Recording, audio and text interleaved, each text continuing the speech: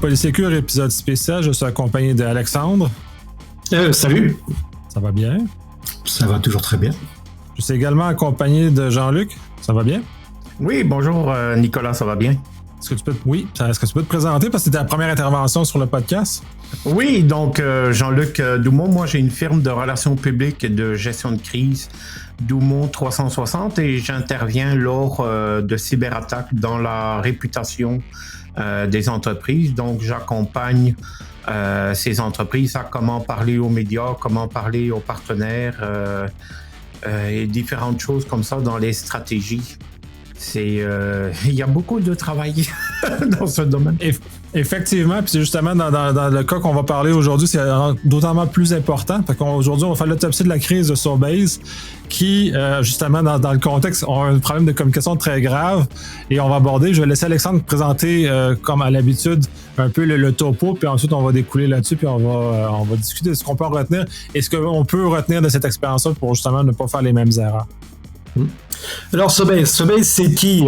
En fait, c'est Sobeys, Safway, c'est IGA Extra. Enfin bon, bref, il y a toute une palanquée de petites boîtes qui sont derrière le marché Bonichois et le marché Tradition. C'est 190 millions de profits sur le deuxième trimestre de cette année. C'est 24 milliards de chiffre d'affaires en 2018. Tous ces chiffres viennent de chez eux. C'est 28 centres de distribution, 1500 magasins, 350 stations d'essence, 125 000 employés. Donc c'est pas la petite épicerie du coin, ça c'est sûr. Alors, qui c'est qui a attaqué? C'est le groupe de hackers Black Basta. Je crois qu'il est russe, mais j'en suis pas sûr.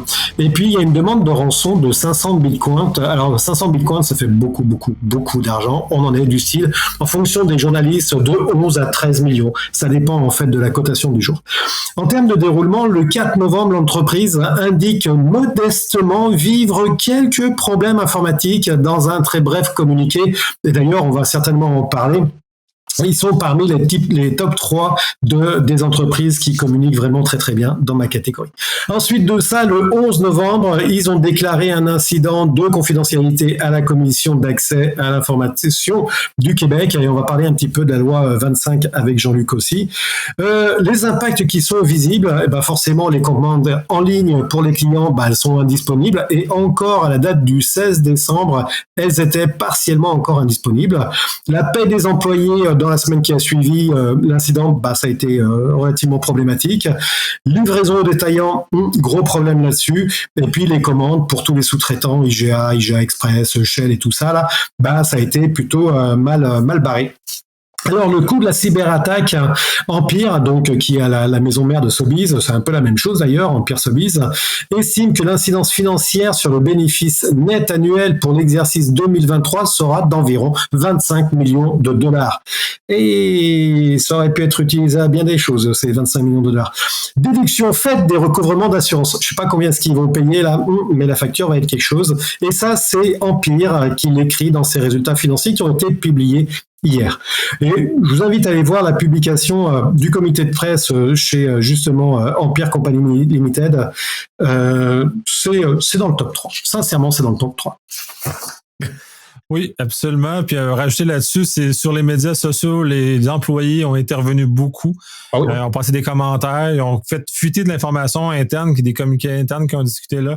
Donc, ils ont quand même tout ce volet-là aussi qui était non contrôlé, qui est quand même assez désastreux sur Reddit, sur TikTok, entre autres, qu'on a vu des informations circuler qui détaillaient avec beaucoup plus d'informations que qu'est-ce qu'on a trouvé dans les communiqués officiels. Donc, on se fait trouver une situation qui est particulièrement difficile et clairement aucun contrôle de la communication. Ouais, ça c'est assez énorme. Et puis oui, en termes de communication, c'est vraiment pas bon. Et puis on voit ça très très souvent, les histoires de communication qui se font par les employés. Quand l'entreprise ne communique pas, de toute façon, l'univers a horreur du vide, donc tout le reste du monde va pouvoir communiquer.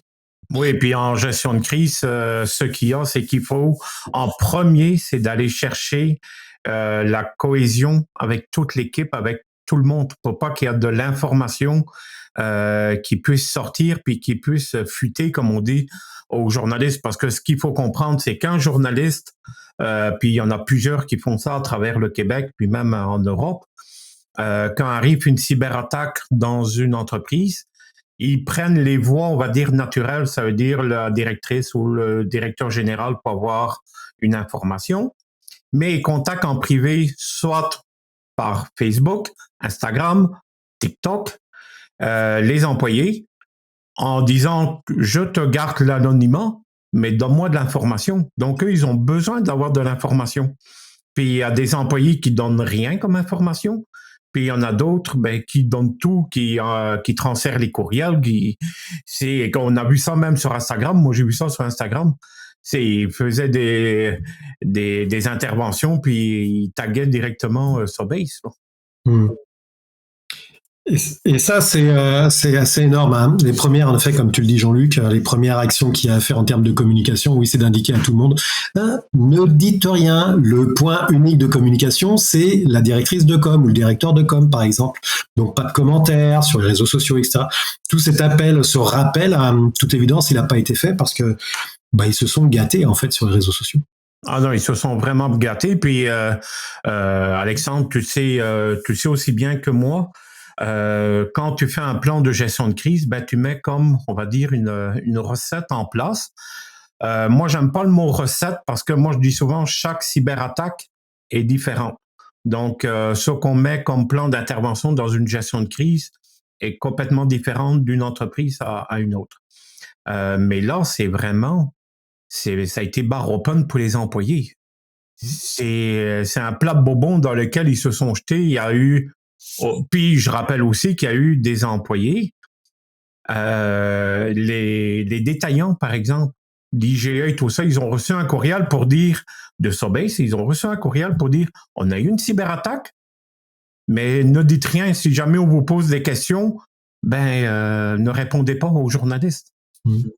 La première chose, c'est on ne laisse aucune trace par écrit quand il y a une cyberattaque, parce que ça peut se retourner contre nous. Entre autres, on l'a vu dans les médias sociaux, justement, les employés en ont partagé, comme vous mentionnez, puis il y a même qui ont pris sur leur propre chef, qui ont fait une propre analyse de la crise eux-mêmes, sans même connaître les choses. Donc, on s'est trouvé avec des gens qui s'improvisent à l'analyse de la situation, qui sont des employés pour le peu d'informations qu'ils voient ou qui déduisent de ce qui se passe avec ça. Fait que ça amplifie le problème qu'il n'est pas, le message est mal contrôlé ou l'espace n'est pas pris, là, comme disait Alexandre. La nature horreur du vide, les employés ont occupé cet espace, que ça soit demandé par des journalistes ou non. C'est ça aussi qui est troublant, surtout dans cette crise-là, c'est qu'il y en a qui ont pris justement sur eux d'aller directement puis d'en parler ouvertement avant même qu'on leur demande. C'est là où c'est très dangereux. Hein. Quand on fait la préparation de gestion de crise, là, et notamment sur le volet communication, c'est toutes des informations que l'on passe avant. Et on sait pertinemment que même si on réussit une crise parce qu'elle est bien ficelée, etc., et je te rejoins Jean-Luc sur le fait qu'il y a des concepts de base, après chaque crise est différente, il n'empêche que tout ça, là, ça doit se préparer à l'avance. Et l'aspect communication, tout le monde doit être informé et doit être préparé sur comment est-ce qu'on communique, qu'est-ce qu'il ne faut pas faire de base, c'est les règles de base du style tu communiques pas pour communiquer parce que tu as envie de communiquer ou parce qu'il n'y a rien. Et puis, l'histoire, c'est dès qu'il y a une crise, il faut qu'il y ait une communication, il faut, prendre le terrain, il faut être présent pour éviter justement tous ces débordements. Et là, Sobase, ça a été la fête, on va arrêter de le nommer parce que il faut qu'on fasse ça avec bienveillance quand même, mais ce genre d'entreprise, c'est important que on retire comme conséquence là-dessus qu'une communication, ça se prépare à l'avance. Il y a des consignes à passer et puis tout de suite, ce qui est vraiment très flagrant, c'est quand ils ont communiqué, ils ont fait qu'une seule communication sur leur site. Et la communication, c'est juste un problème informatique. Alors, toutes les entreprises le font, ça. C'est pas grand-chose, un petit problème informatique, etc. Et je discutais avec un négociateur, justement, de gestion de crise ce matin, là. Et en fait, il faut arrêter de se masquer, quoi. Il faut arrêter de mettre la table dans le sable. Tu t'es fait cyberattaquer. Tu le sais tout de suite parce que de toute façon, c'est visible, ça pop-up de tous les côtés. Donc, tu peux pas dire que c'est juste un incident. Donc, accepte, accueille, et puis, vas-y, dis que c'est une cyberattaque. Mais après, tout le volet communication, gestion de crise, en communiquant tout de suite, tu vas pouvoir justement remplir l'espace médiatique et faire en sorte que personne d'autre le remplace à ta place. Parce que sinon, c'est trop facile. C'est trop facile. Puis moi, quand j'accompagne justement les entreprises comme ça, il y a un volet qui est l'évolution de la crise. Donc là, on peut voir si après 12 heures, 24 heures, 48 heures, si elle évolue. ou si jamais elle diminue selon le plan d'action qu'on a mis en place et tout ça. Et là, ça a pas été réalisé, j'ai l'impression. Puis ça démontre aussi qu'il y a des personnes qui font de la communication, mais qui ne sont pas des spécialistes en gestion de crise. Donc, ils ne savent pas comment gérer une crise. Oui, ils font très bien leur travail quand c'est pour communiquer les bons coups de l'entreprise, pour dire voici notre nouveau produit, voici ce qu'il améliore. Dans tous les magasins, on va retrouver tel nouveau produit, tout ça. Ils le font très bien. Mais gérer une crise avec des médias de l'ampleur comme il y a avec Sobeys, ça veut dire qu'on a des médias nationaux qui appellent. C'est aussi des médias provinciaux, des médias régionaux qui vont appeler dans chacun des IGA et tout ça pour savoir qu'est-ce qui s'est passé. Ça n'a pas été pris en compte. Puis là, moi, je découvre qu'il y a un fossé complètement qui s'est créé entre les communications et bien gérer une crise. C'est deux métiers différents. Puis la personne qui est en charge de ça, elle n'avait pas les ressources nécessaires peut-être pour gérer une crise. Ça, c'est clair que là-dessus, les communications de crise, et tu le dis bien, Jean-Luc, les communicants, les directeurs de com, c'est pour faire de la pub, clairement. La crise, c'est un autre métier, c'est une autre approche, c'est des configurations qui sont tout autres avec des personnes qui t'interrogent pour essayer parfois de faire le buzz. Et donc, elles vont poser les questions dans ce sens-là. Donc, tu vends pas une boîte de raviolis ou une boîte de petits pois, là. Tu vends la survie de ton entreprise et le fait de comment tu gères, en effet, ton entreprise. Donc, la communication de crise, c'est quelque chose vraiment de très, très, très spécifique par rapport au type de communication. Et ça, tous les dires comme ne sont pas justement taillés pour ça. Et à l'école, je crois que ça se fait même pas d'apprendre qu'est-ce que c'est qu'une communication de crise, comment est-ce que ça s'aborde, comment tu dois faire face à un journaliste qui essaye de te piéger ou de te peinturer dans l'angle. Tout ça, c'est pas fait. Donc, ce qui fait que tous les dircom et les communications qui sont dans les entreprises, elles sont face en fait à une situation qu'elles n'ont jamais vue. Elles marchent sur des œufs et puis elles font de leur mieux, quoi. Et c'est clair que il faut très rapidement que toutes ces entreprises-là se retournent vers des entreprises spécialisées en communication de crise, qui sont leur métier, quoi. C'est réellement leur métier. Ces sociétés-là, elles vendent pas des boîtes de conserve, elles vendent de l'image de marque de l'entreprise, récupération de l'image de marque. Donc ça aussi, c'est quelque chose qui se prépare en avance. Ouais, puis moi, je suis, pour te dire un peu, moi, je suis un ancien journaliste. Puis j'ai été directeur des communications, puis j'étais pas le journaliste le plus gentil quand il fallait chercher de l'information. Donc moi, j'allais fouiller là où ça faisait mal. Donc moi, quand je rencontre un entrepreneur, moi je lui dis, moi je le prépare à rencontrer les journalistes, puis je lui dis, regarde, je suis la personne que tu vas haïr le plus, parce que je vais te poser des questions que peut-être ta femme ou ton chum n'a jamais osé te poser, mais moi je vais te les poser. Mais quand tu vas rencontrer les journalistes, tu vas dire, finalement, c'était pas si pire que ça. Je sais pourquoi? Parce que je t'ai préparé au pire. Je vais on va passer à travers plein de questions et je vais te donner les angles pour comment répondre. Puis, on sait bien, puis vous deux aussi, si on peut poser une question de 3 façons différentes. Donc, tu poses 2 questions, après tu reviens avec la même question, mais posée différemment. Tu laisses encore 2 questions pour essayer d'avoir vraiment le buzz, là. Mais tout ça s'apprend. Puis c'est des personnes qui sont vraiment, qui comprennent le journalisme. Puis si je peux me permettre, les médias de Montréal sont différents des médias de région. Puis ça, il faut pas oublier aussi, c'est 2 réalités complètement différentes.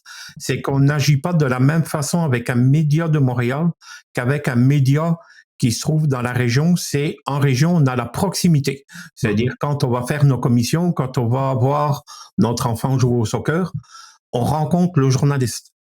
Ils sont là dans les 5 à 7 au niveau des chambres de commerce, au niveau des regroupements de gens d'affaires, puis passant là. On le rencontre. Donc, la première chose qu'il va faire, il va demander, puis ta cyberattaque, comment ça s'est passé? Ça va rester entre nous. C'est des médias qu'on appelle de proximité. Puis que ce soit la radio, par écrit, tout ça. Puis à Montréal, c'est différent parce qu'il y a la masse. Donc, c'est rare qu'on peut rencontrer Patrick Lagacé, par exemple, à l'épicerie. Là. Moi, je ne l'ai jamais rencontré. Donc, mais tu sais, je rencontre d'autres médias en région parce qu'ils sont plus proches, parce que ça peut être notre voisin. Puis ça, il faut aussi comprendre la réalité des journalistes aussi. Puis c'est ça que les entreprises, des fois, ont de la misère aussi à gérer dans une gestion de crise. Mais au-delà de ça, puis ça, je vais rajouter parce que c'est important parce que le journalisme est un métier.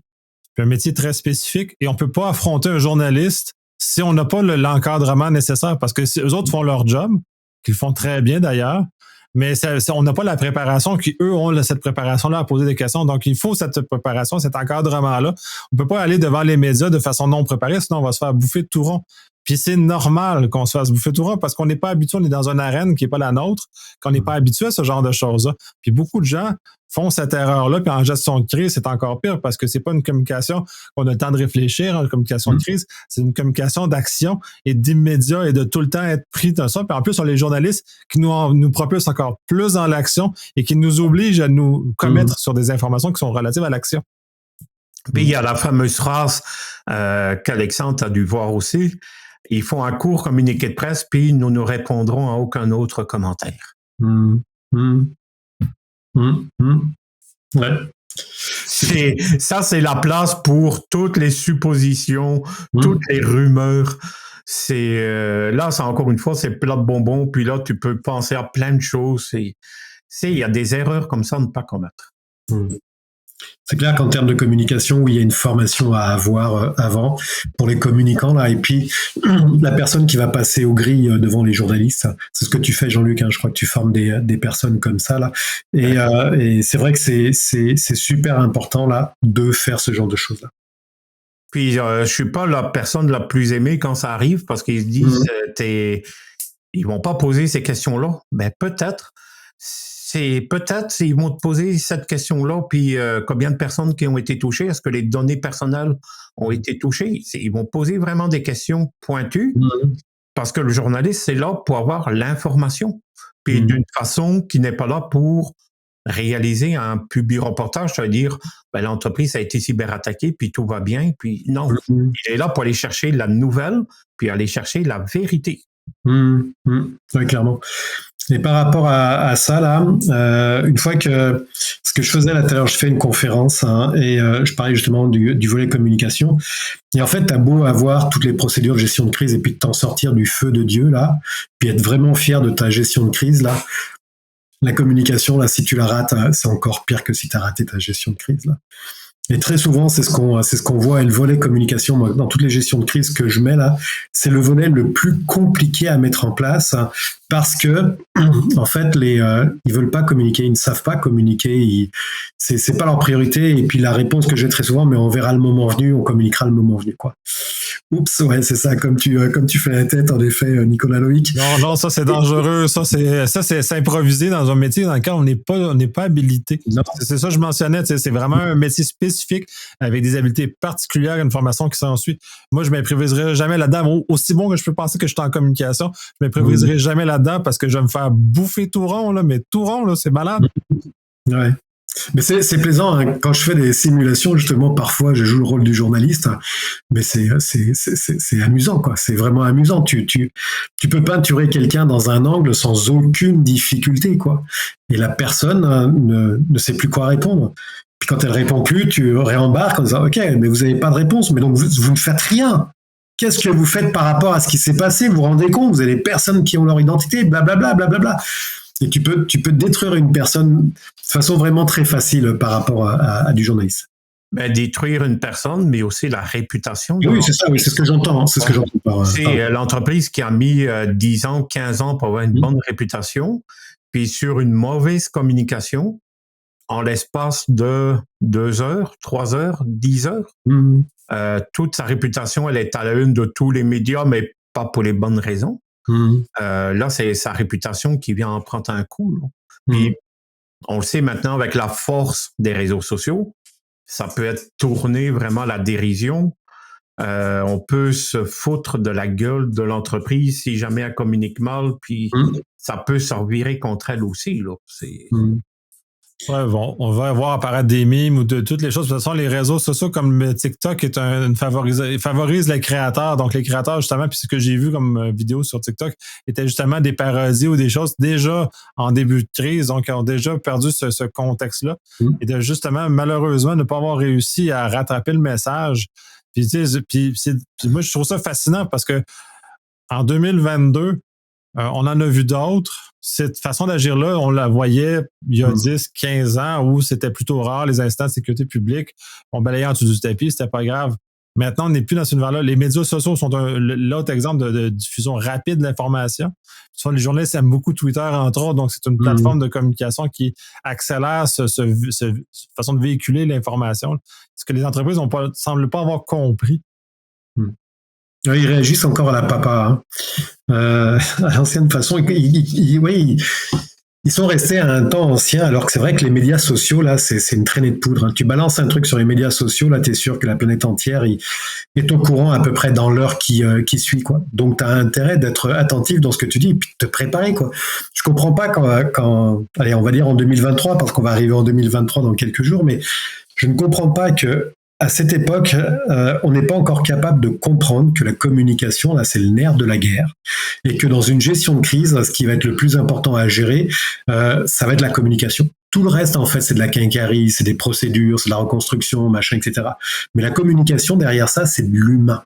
Et de l'humain, c'est du sentiment, c'est de l'émotionnel. Et tout ce qu'il va avoir derrière, s'il y a un mot qui est mal dit là, ça va rebondir pas à peu près. J'étais chez un client qui justement, un client gouvernemental, qui a fait une communication sur une crise, une bonne communication. Il n'y avait pas de problème par rapport à ça. Et puis ça a été repris par les journalistes. Et en fait, le journaliste lui-même a réinterprété la communication. Il l'a interprété en fait à sa manière. Et donc, il a publié ça de sa façon. Donc là encore, tu peux faire toi-même une communication qui est très bien faite, très transparente, machin, etc., rassurante, etc. Mais tu vas peut-être tomber devant un journaliste qui, lui, a rien compris du tout, là, puis peut-être que ça lui faisait pas son affaire et qu'il le modifie. Et donc là aussi, il faut rattraper le genre de conneries des journalistes ou des autres personnes. Et ça, quand tu crées en fait un communiqué de presse ou que tu crées un communiqué, il faut prévoir aussi ce genre d'effet de bord, intentionné ou mal intentionné, on ne sait pas là, mais il faut le prévenir et avoir la capacité de répondre très très rapidement, parce qu'en effet, si c'est mal interprété, ça peut partir en live sérieux sur les médias sociaux, et puis là, une fois que c'est sur les médias sociaux que c'est parti en live, c'est très très difficile à rattraper. Ouais, et puis peser chaque mot, de voir si tel mot qu'on utilise, il sera pas pris dans le sens contraire de ce qu'il veut dire réellement. C'est un communiqué de presse, c'est en gestion de crise, c'est vraiment quelque chose qu'on prépare. Peut-être que des fois, on peut passer 4 heures sur un communiqué de presse. On le fait même relire des fois. Moi, on m'a demandé déjà que des communiqués de presse que j'ai écrits qui soient approuvés par la personne, par un avocat, par des personnes aux assurances, pour que tout le monde soit d'accord. Parce que moi, chez Alexandre aussi, on fait une réunion d'équipe. Puis c'est vraiment avec les assureurs, les avocats, quand il y a des avocats, puis on met tout ça, moi je mets tout ça en place, une cellule de crise. Mais puis je comprends les TI aussi, donc c'est facilitant de comprendre autant l'informatique que tout le côté de communication, comment qu'un média réagit, puis de suivre l'évolution presque en temps réel sur les médias sociaux avec des alertes de la crise pour regarder est-ce qu'il y a des fuites de quelque part avec des mots-clés, puis de surveiller le tout. Mais encore une fois, là, il y a un fossé. On est en 2023, puis les communications sont encore prises auprès des entrepreneurs comme une dépense, pas comme un investissement. Aussi avec les communications. Ouais. Puis ça, c'est encore le truc. La première chose qu'on coupe dans une entreprise, c'est les communications. Il y a une chose qu'on voit, les cyberattaques, c'est toujours les mêmes choses, quoi. C'est vol de données, c'est diffusion de la donnée, c'est blocage des services, machin, etc. C'est toujours les mêmes choses, c'est récurrent, etc. Et on réinvente à chaque fois la poudre concernant les communications. Parce qu'une communication, quand ton système il est bloqué, elle est simple. Notre système est bloqué pour telle et telle raison. Nous faisons le maximum pour, et vous allez avoir des informations récurrentes. Je veux dire, c'est toujours le même type de message qui tourne autour du truc. Et malgré ça, on va décider au moment de venir, au moment de la crise, de faire ce message-là, alors qu'on peut le faire avant. Sur le vol de données. Maintenant, systématiquement, les cyberattaquants font une copie des données pour une diffusion et un chantage sur la diffusion. Donc, on paye d'abord pour débloquer, et puis après, on paye une seconde fois pour pouvoir faire en sorte que les données ne sont pas diffusées. Mais quoi qu'il en soit, on n'a pas le gros bout du bâton. C'est-à-dire que c'est le cyberattaquant qui peut choisir de diffuser. Donc, il faut partir avec le concept de base que on va perdre nos données, qu'elles vont être diffusées. Donc, tout de suite, là, il faut commencer à préparer un message en disant « Ok, nos données ont été diffusées, blablabla, nous sommes vraiment tristes de ça, nous faisons tout le nécessaire pour sécuriser les personnes qui sont fait voler les données. » C'est du classique. Et encore maintenant, là, c'est pas quelque chose qui est inclus de base dans les gestions de crise. Et quand je vais justement chez les clients, là, on constate souvent en fait ce retard-là et qu'ils ne le comprennent pas. Alors que c'est simple. Communication, ça reste quand même relativement simple. Puis, quand arrive justement une cyberattaque, c'est de parler rapidement aux employés du risque le vol de leurs données, les partenaires d'affaires, qu'il faut Puis aussi, certains gros clients et tout ça, ceux qui vraiment donnent beaucoup d'argent à l'entreprise, de les prévenir aussi. Puis, moi, j'englobe tous.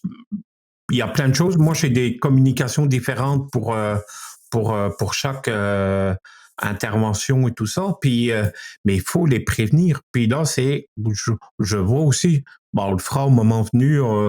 Tu me diras ce que je dois dire. Non, ça me prépare à l'avance. Et puis, on peut mettre même des simulations pendant une demi-journée, une fois par année, de dire, regarde, on fait une simulation de cyberattaque, puis comment qu'on réagit.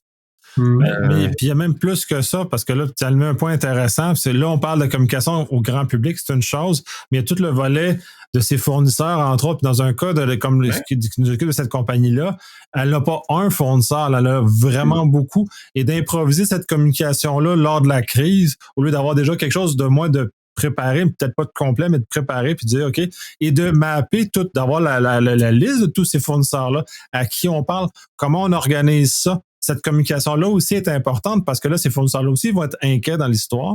Ils doivent être informés. Et quelles sont les mesures ensuite qui vont être prises? Et ça, pour les informer des mesures qui vont être prises, il faut communiquer ces informations-là. Il faut la préparer parce qu'on ne peut pas justement faire ça sur la gueule. On va le faire quand la crise est là. Qu'est-ce qu'on fait pour les denrées réfrigérées, par exemple? Comment on planifie le fait qu'on va devoir décaler la livraison ou les dépôts dans les différents points?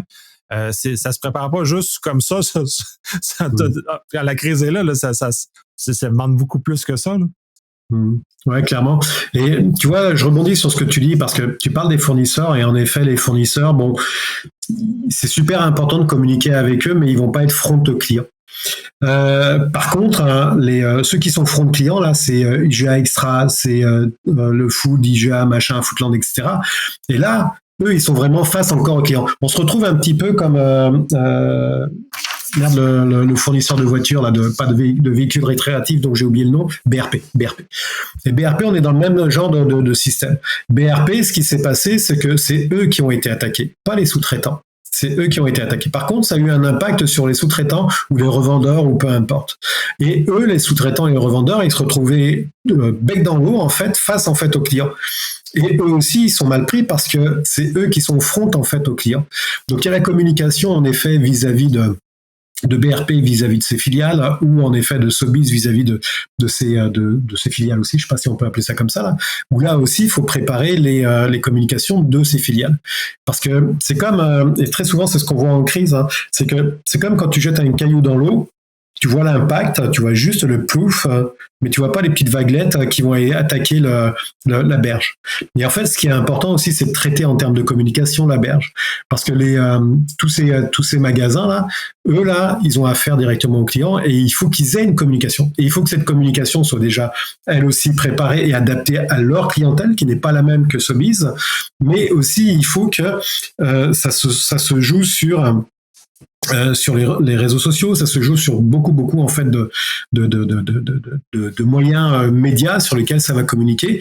Et il est tellement facile d'aller taper sur les petits plutôt que de taper sur Sobeys. Et la charge de travail est pas la même en termes de communication de l'un et de l'autre. Et quand tu es front directement aux clients, ça c'est un impact. Puis il y a des personnes qui ont été front aux clients dans le cas qu'on discute aujourd'hui, puis qu'ils l'ont appris en écoutant la radio. Oui, ça aussi, c'est terrible. Ça, le fait que, et ça rejoint ce que tu disais, Nicolas Loïc, c'est pour les partenaires. Quand tu as des partenaires, ou c'est toi, Jean-Luc, qui le disais, pour des gros clients, là, quand ils apprennent ça dans la presse, c'est pas sérieux du tout. Et ça aussi, ça fait partie du package de communication, d'avoir des communications dédiées sur ces partenaires, et c'est les parties prenantes, et notamment les parties prenantes clés sur lesquelles tu as construit une confiance de longue haleine. Sans compter que il y a le fait de les informer avant la presse, mais il y a aussi le fait de les informer pour des questions de sécurité, dans le sens où si tu as été cyberattaqué, qu'ils sont rentrés sur tes systèmes, qu'ils ont pu faire ce qu'ils voulaient sur tes systèmes, il n'empêche pas qu'ils peuvent faire des fraudes aux fournisseurs, des fraudes ou je me rappelle plus comment ça s'appelle là, c'est aux fournisseurs, fraude, peu importe, mais changer les versions de factures, les numéros de facture, de compte, etc. Tout ce genre de choses-là peut être fait. Donc très rapidement, tu dois informer tes partenaires, tu dois informer les banquiers, tes financiers, etc. pour dire attention, on a été cyberattaqué, possiblement il peut y avoir des cyberattaques chez vous qui viennent de nous. Mais ça, encore faut-il avoir des couilles pour pouvoir aller jusqu'à là et puis informer ses partenaires en disant on est dans la merde, soyez très très prudents de votre côté. Ça se fait pas toujours. Et c'est bien dommage. C'est très, très, très dommage puis très triste quand il y a des clients qui ne voient pas, quand il y a des entreprises qui ne voient pas l'importance justement de prévenir les fournisseurs, parce que moi j'ai déjà eu des réponses, on ne va pas prévenir le fournisseur, personne ne le sait. On le dira pas. On va faire de vague. Oui, il va le savoir, il va pas aimer quand il va le savoir. Puis 3 heures après, écoute, ça sortait dans le média. C'est ça. Puis les dégâts étaient plus grands que si on l'avait pris le téléphone puis qu'on lui avait appelé. Il y a tout ça aussi. C'est autant parler aux fournisseurs, mais préparer aussi pour les employés qui sont en contact direct avec les clients.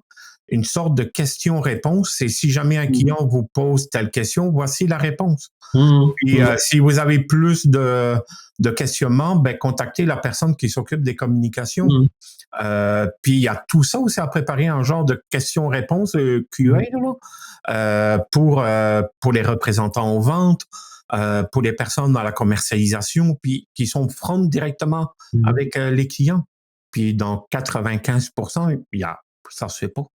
Non, c'est même 99, j'aurais tendance à dire là.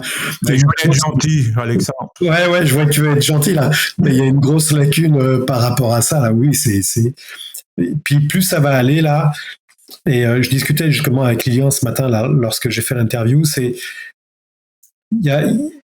on peut pas continuer à masquer en fait les choses. Parce que quand t'es cyberattaqué quoi. Donc il va falloir passer à un moment ou à un autre à la vitesse supérieure et puis dire ok, je me suis fait avoir cette fois-ci. Et puis voici mon plan d'action. Et puis être très transparent par rapport à ça là. Et ça, les entreprises l'ont pas encore comprise. Et puis j'espère qu'à un moment ou à un autre, elles vont basculer dans la compréhension là. Ils vont devoir. La loi 25 les oblige. RGPD en Europe, c'est déjà fait, mais ici la loi 25 est en action. Il va y avoir C27 au fédéral aussi, qui va tomber en action éventuellement. La communication, la déclaration est obligatoire. La communication va être obligatoire aussi. Ouais, je rejoins sur ça, et puis on laissera Jean-Luc parler sur la loi 25 justement par rapport à ça là. Mais il y a le fait en effet du déclaratif au niveau de la CAI, comme quoi tu t'es fait voler des données sensibles, etc. là. Et la deuxième communication, c'est une communication vers les personnes qui ont été qui ont leurs données qui sont volées ou susceptibles d'être volées. D'accord. Donc ça, c'est une communication, on va dire one-to-one, mais c'est pas une communication comme on voit dans le média, me semble-t-il. Je veux pas trop m'engager là-dessus là, mais c'est un autre type de communication et ça rejoint. En fait, dans nos communications, il y a des communications larges, médiatiques, etc. Ensuite de ça, il y a des communications par domaine d'activité, donc les clients, les partenaires, les personnes qui se sont fait voler leurs données, etc. Et puis, bien évidemment, avant ça, il y a une déclaration au niveau de la CAI, puisqu'il y a un plan d'action sur tout ce qui est communication. Puis, je vais laisser Jean-Luc parler de la loi 25, là. Ouais, la loi 25, c'est en 3 phases, mais c'est les 2 premières phases. Depuis le 22 septembre 2022, on a la première phase où il faut, par exemple, nommer une personne responsable des données personnelles, puis avoir une politique à l'interne de comment on va traiter les données personnelles. Moi, je travaille avec Evolution Cloud. là-dessus, qui est un partenaire autorisé de TELUS. Puis on fait de la sensibilisation, puis on accompagne les entreprises à, pas l'accréditation, mais qu'ils soient conformes à la conformité de la loi 25. Donc, puis la deuxième phase, ça va être un plan de communication, par exemple, qui devrait être préparé pour les entreprises, puis cartographier tous les départements où les données arrivent, puis de comment la donnée est traitée. Est-ce qu'après 7 ans, on la met à la poubelle? Est-ce qu'elle est conservée dans un serveur? Est-ce qu'elle est conservée dans une voûte? Donc, tout ça va devoir être cartographié pour comprendre le cheminement de la donnée personnelle. Puis après, il va même avoir on appelle les contrats avec les fournisseurs qui devra aussi inclure un sujet sur la loi 25. Mais moi, je rencontre des entreprises qui ne comprennent pas la loi 25, qui ne sont pas au courant de la loi 25, puis il y a des articles assez régulièrement sur cette loi-là. Puis ce que j'entends, c'est, bon, on va attendre, on va avoir des subventions. C'est parce que c'est une loi. Quand on te demande de rouler à 50 km/h, tu ne roules pas à 100 km/h. T'attends pas qu'il y ait une subvention pour que tu roules dans une zone de 50 à 50 km/h. Je sais pas, il y a un truc qui est normal. Puis quand tu as des employés, quand tu as des clients, c'est la moindre des choses de mettre en place avec des WPass, avec des systèmes Meraki. Ça, je rentre vraiment dans le système au niveau informatique, mais des systèmes informatiques qui vont protéger tes données, puis de mettre toutes tes affaires sur le cloud aussi. Puis, mais là, ils comprennent pas. On voit encore des serveurs qu'on parle de SharePoint. Oh là, on passe vraiment pour pas des ovnis. Mais c'est l'étape où on est rendu là, de protéger les données des personnes. Puis moi, ce que je pense, c'est que le gouvernement, les entreprises vont se réveiller quand le gouvernement va mettre en lumière des manques, des vols de données, puis qu'ils vont en faire des cas spécifiques de ces cas-là, et ils vont dire, voici un cas, puis les volets ont été donnés, puis voici les dégâts que ça a fait parce qu'elle n'a pas voulu être conforme à la loi 25. Je ne sais pas ce que vous en pensez, mais moi, j'attends que le gouvernement, maintenant qu'on a un ministre, Jean-François Roberge, qui a été nommé là-dessus, pour l'accès à l'information, qui réalise vraiment, qui met en lumière des entreprises un peu fautives pour accélérer le processus de la conformité de la loi 25.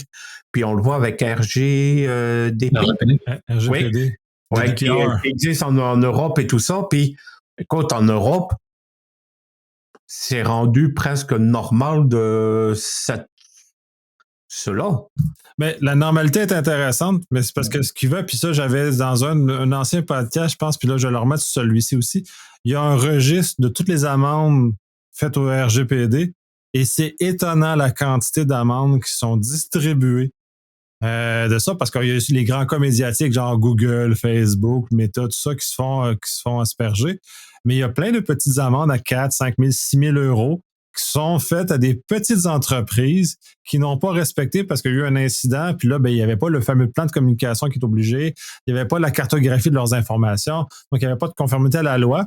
Et là, quand on n'a pas de conformité à la loi et on est pris la main dans le sac, ça fait beaucoup mal. C'est pas très agréable comme situation que quand on est préparé, mais là, à ce moment-là, le législateur ou en tout cas l'entité de conformité associée va être beaucoup plus indulgente si on a mis les mesures en place que si on a été négligent, tant qu'à moi. Puis on n'a rien fait et on a dormi au gaz, on a attendu qu'il ne se passe rien. Là. Mais il y a aussi peut-être un manque de communication, vu qu'on parle de communication, de la part du gouvernement pour faire connaître cette loi spécifique, parce qu'une loi entre vous et moi, il n'y a aucune loi qui est sexy. On va se le dire, là, il n'y a personne qui tripe sur une loi, là. Il n'y a rien qui est sexy là, dans une loi. Mais il faut, vu que c'est une obligation pour les entreprises, il faut que le gouvernement accentue sa communication pour dire, depuis le 22 septembre, vous êtes obligé de faire ça. C'est comme la CNESST, c'est comme les DS qu'on est obligé de payer, puis c'est rendu la même chose.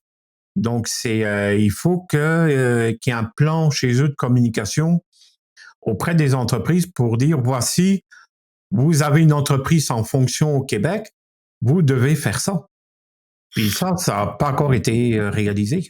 Il y a deux choses. Hein. Enfin, moi, je trouve qu'il y a pas mal de communication autour de la loi 25 hein, maintenant, peut-être parce que je suis beaucoup plus sensible que ça, là. Et je pense que c'est même plutôt parce que je suis très sensible à ça, donc je le vois passer, quoi. Mais il y a deux aspects. Il y a en effet un axe de communication du haut vers le bas, vers les entreprises. Et ça, je pense que c'est en train de se faire. Et puis, il y a énormément de boîtes privées qui jouent sur ça. Et puis, il y a aussi une notion de volonté de mettre en place, en fait, cette loi 25 dans les entreprises. Et ça, c'est d'un point de vue au niveau de l'entreprise. Des grosses entreprises qui ont les moyens avec une personne, etc. Là, je discutais avec des entreprises de 300 et quelques personnes, 300, 500 personnes, des PME, là. Et déjà, à ce taille-là, ils n'ont pas forcément la personne qui va pouvoir s'occuper, en fait, de la loi 25. Mais ils vont faire l'effort de le faire et puis ils vont trouver quelqu'un là-dedans qui va pouvoir travailler là-dedans. Mais dans les entreprises qui sont de l'ordre de 50 et moins, là, ça sera jamais appliqué. Clairement, ça sera jamais appliqué parce qu'ils n'ont pas le temps, ils ont d'autres choses. Leur priorité, c'est pas la loi 25, c'est de faire tourner leur business, etc. Et puis, on verra bien le moment venu quand on se fera piquer nos données par une cyberattaque. On le voit déjà maintenant avec quelque chose qui est encore plus important que la loi 25, c'est ne serait-ce que de la sécurisation, de la sécurité de l'information de base. Ne serait-ce que mettre un firewall ou de mettre des mots de passe qui tiennent la route. Rien que des mots de passe qui tiennent la route. Est-ce que tu crois que les entreprises, elles feront ça, les petites? Elles mettent 1, 2, 3, 4 soleils, là, ou 1, 2, 3 soleils, parce que c'est plus facile et puis que le PC il le passe d'un copain à un autre. Donc je veux dire, il y a toute une éducation à faire et à mon avis, on va avoir pas mal, comme tu dis Nicolas Loïc, des petites amendes à 5-6 000 $ qu'on va avoir parce qu'il y a des tas d'entreprises qui ne prendront même pas le temps de le faire parce qu'elles ont matériellement pas le temps. Je vois, Alexandre, t'as oublié le plus beau mot de passe. Nom d'usager admin, mot de passe admin. Oui, c'est ça, oui, celui-ci qui est vendu par toutes les fournisseurs. Et on le voit encore dans des entreprises. Ah, merde, admin. C'est ça. Donc c'est pour ça, c'est bien d'avoir mis cette loi 25, je trouve qu'elle est très contraignante, mais c'est correct comme ça, il va falloir qu'on s'aligne, mais il va y avoir pas mal de rejets par rapport à ça. Puis on n'a pas exploité la partie justement du stockage des données dans les sauvegardes, etc. Là. Toutes celles qui sont archivées, on en fait quoi de ces données-là? Parce que dans le cadre de la loi 25, il va falloir les traiter, il va falloir les jeter, etc. Donc tu vas aller au fin fond de ta cassette, chercher la donnée X, Y, Z, et puis la supprimer, seulement elle, c'est pas possible. Donc on va avoir de grosses discussions dans les années à venir par rapport à ça. Là. Je sais pas comment on gère le RGPD sur les données qui sont historisées sur de l'archive, là, s'il fallait les supprimer ou pas, là, je penserais pas, là, mais il faudrait que j'aille voir un petit peu là-dedans. Il y a un article qui est paru dans la presse concernant la CAI qui demande une augmentation de son budget parce qu'actuellement, tous les jours, il y a une personne qui appelle parce que il y a un problème avec les données personnelles. Ouais. Donc, elle demande qu'il y ait des personnes en plus qui sont engagées. Elle demande aussi une augmentation du budget parce qu'elle dit on va pas y arriver. Les premiers temps vont être très, très difficiles. Messieurs, je pense qu'on va conclure là-dessus. Ça fait quand même un bon tour d'horizon de l'autopsie de cette crise-là. Justement, au niveau de la communication, malheureusement, il y a beaucoup à faire dans cette compagnie-là, puis j'espère qu'on va avoir quand même guidé les autres compagnies ou éveillé minimalement l'importance de cette communication-là, parce que celle-ci est vraiment le nerf de la guerre, au sens où c'est ça qui va faire quand même une crise qui a été bien gérée technique, périclitée, parce que d'un point de vue communication, elle est ratée. La crise, elle est ratée, de toute façon. Fait que même si on était très bon techniquement. Mais merci beaucoup, messieurs. C'était très agréable. Salut. Salut.